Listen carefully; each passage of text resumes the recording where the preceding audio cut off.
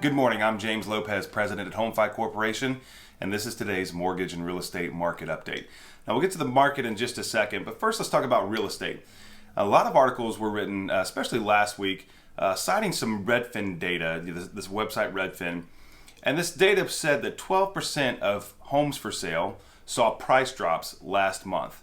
Now, a lot of these articles that were written were leading with the headline talking about a real estate bubble, but I want to put that into perspective real quick. So last month, 12% of homes saw price drops, homes that were for sale saw price drops. But the year before that, 9% of homes for sale saw price drops. Now that was in one of the hottest housing markets we've seen in a long time. So for comparison, last year 9% saw homes for sale with price drops. This year 12% had homes for sale with price drops. So are we seeing a little bit of froth from the market, that's out there? Yeah, sure, but really that's not a huge jump. It's only a slight increase. So then the question becomes why? Why are more homes for sale seeing price drops?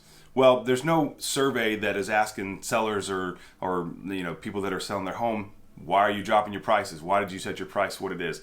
All we really have is anecdotal data that we can go off of and just, talking to people and hearing what they have to say. So many of our real estate brokers and agents as partners, are telling us that, look, a lot of times what they're seeing is that everyone knows that the market is pretty hot right now. There's not a lot of inventory. So people are just putting their prices out there, seeing what they can get, not even listing for what they expect to get, but just seeing what they can get. Now, some of those people are getting whatever they're listing for. And, still the last report showed that the average time on market for houses was 18 days. It's not a lot of time. So sellers are getting, in many cases, what they're asking for. But in many cases, they're not. And so then you start to see those price drops happen.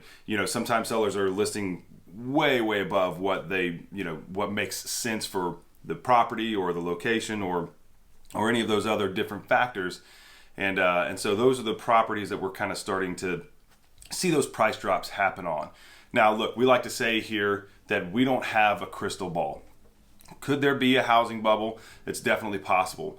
But, it's interesting to see that with all of the media talk and all the media hype right now, if you go and look on the highest Google searches, a housing bubble is starting to rise up as far as the number of times it's being searched on Google.